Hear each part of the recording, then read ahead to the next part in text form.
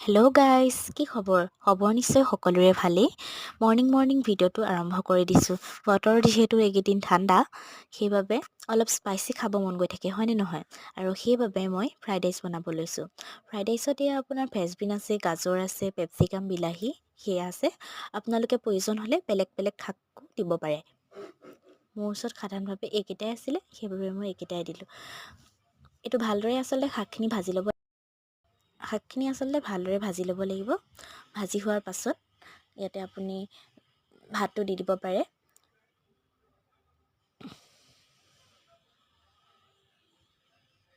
মই ইয়াতে ভাত দি দিলোঁ।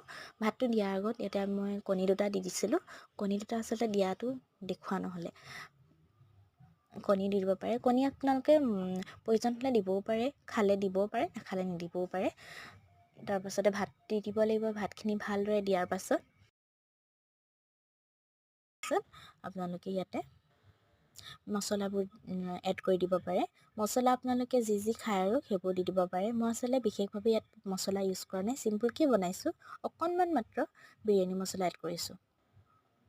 ইয়াতে আপোনালোকে জালুকৰ গুড়ি দিব পাৰে, চয়া চচ, টমেট' চচ তেনেধৰণে দিব পাৰে, কিন্তু মই দিয়া নাই। আচলতে মই সেইবোৰ দিলে ইমান এটা ভাল নাপাওঁ খাই, সেইবাবে চিম্পুলকৈ বনাইছোঁ।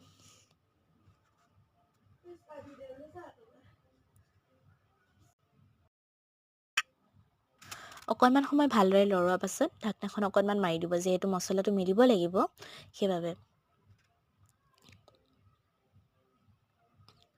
এয়া আমাৰ ফ্ৰাইড ৰাইচ ৰেডি হৈ গ'ল। ভণ্টি আৰু মোৰ বাবে বাঢ়ি লৈছোঁ। অকণমান খাই জনাইছোঁ হা, ঠিকেই আছে বাৰু দেই। চিম্পুল যদিও ঠিকে আছে।